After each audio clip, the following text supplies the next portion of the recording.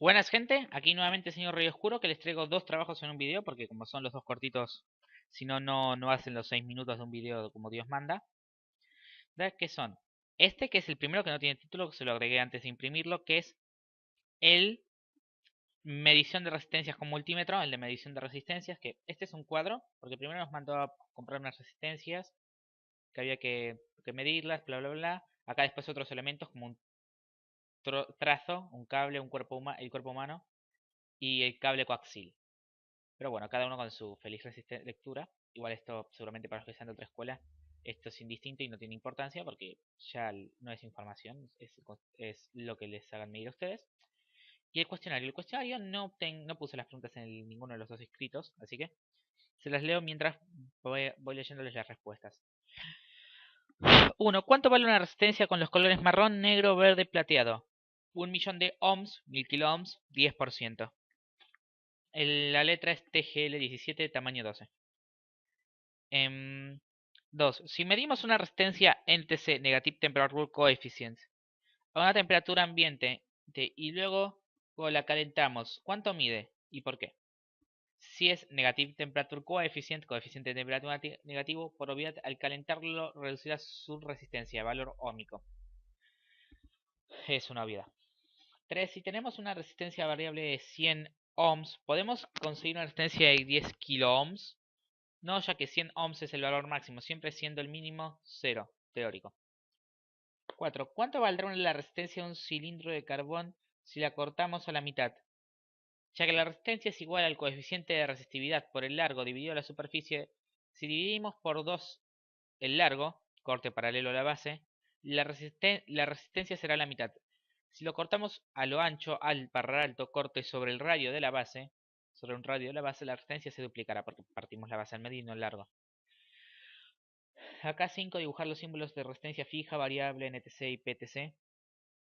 Esta es fácil. Imágenes estaban en Wikipedia todas. Sí, creo que son de Wikipedia, no estoy seguro, como el trabajo anterior. Tampoco que sea algo muy complicado. 6. Si una resistencia de 10 ohms y medio watt le aplicamos 10 voltios, ¿se quema? Sí. ¿Por qué? 10 voltios por 10 voltios, 10 voltios cuadrado. E cuadrado sobre R forma una fórmula de potencia. Sobre 10 ohms es igual a 10 watts. Por ende, sí, 10 voltios al cuadrado se escribe como multiplicación por falta de signo para indicar la potencia. Lo hay, pero nadie lo va a reconocer. Aparte no me acordaba cómo se escribía en ese momento. Una resistencia variable... perdón.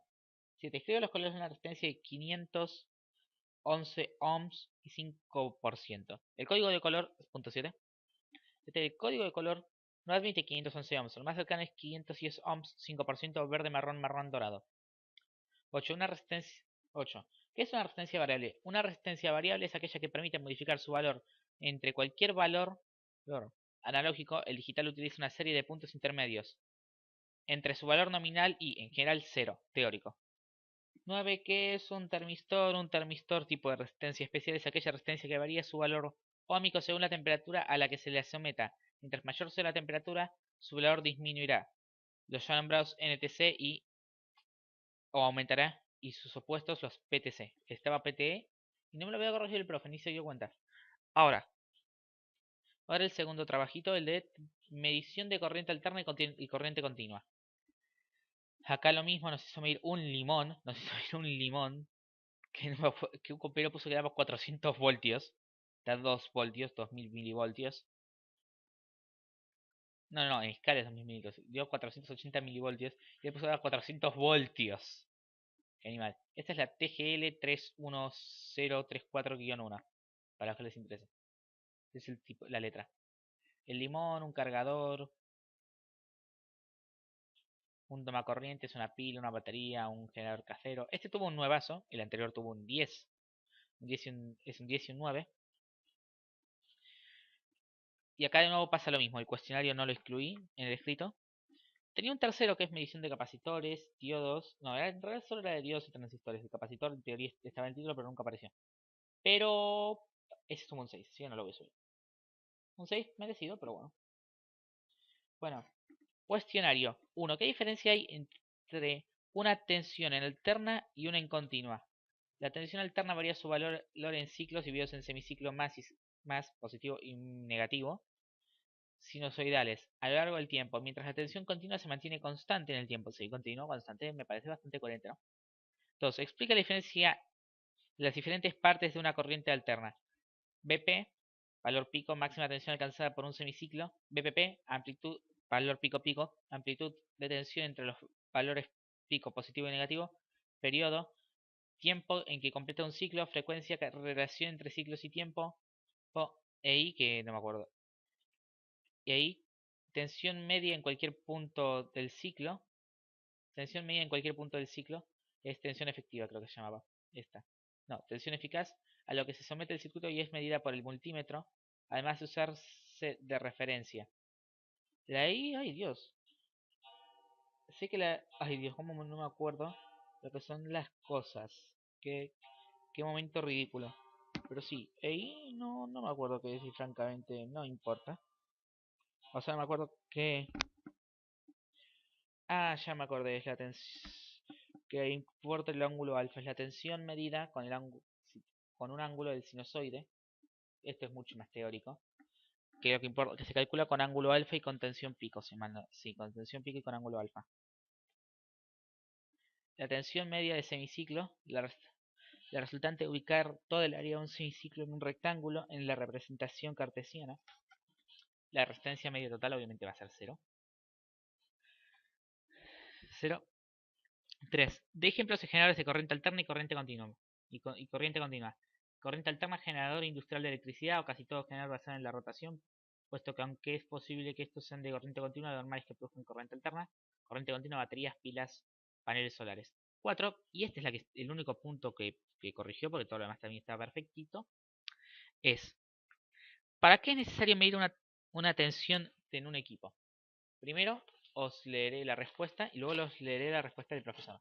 La respuesta obviamente es para saber a qué fuente está, debe estar conectado para medir la calidad del circuito, si esto concuerde con lo supuesto, para detectar tempranamente anomalías de funcionamiento y prevenir daños importantes para conocer sus efectos en la red eléctrica.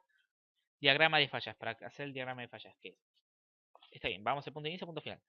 No anda, pero vamos a ir haciendo puntos intermedios hasta encontrar, hasta que ande. Y entonces ahí descubrimos dónde no andaba. En realidad es el revés. Entonces lo acercamos, el punto, y después decimos, bueno, nos vamos a ir alejando hasta encontrar dónde está la falla. 5. En función de la práctica del generador, explica cómo trabaja un generador real. Se conoce que un generador funciona de la interrupción de un campo electromagnético mediante un conductor con dos extremos, que obtiene carga al cortar las líneas magnéticas, así los extremos tienen una polaridad variante según la posición del conductor, cosa que no se nota en el experimento, puesto que lo que se mueve es el imán, además de ser mediciones muy esporádicas para notar el fenómeno.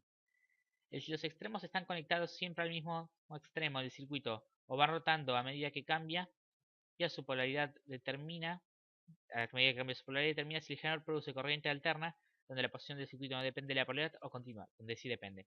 Porque en la continua, por la cuestión de las, creo que les decían morillas de carbón, van girando, entonces siempre el positivo es positivo y el negativo es negativo, no importa a qué extremos estén conectados. Y 6. Calcula los distintos parámetros de una corriente alterna cuyos datos son 220 voltios, 50 Hz, ángulo alfa 45 grados. Valor pico, tensión eficaz, porque la tensión eficaz es la de 220, por 0,707, este es un valor constante, igual 220 voltios, perdón, dividido 0,707, igual 300, y acá tienen las cuentas, así para el que le interese. En radiales, presta atención a las unidades. Y bueno, en general no hay nada que decir respecto de este, es un trabajito easy. Acá el señor rejuega YouTube, así sí, como el primer trabajo que hice, cambié curso por YouTube. Así sí, re curioso. Y bueno, gente, los dos trabajos espero que les sirvan. Bye.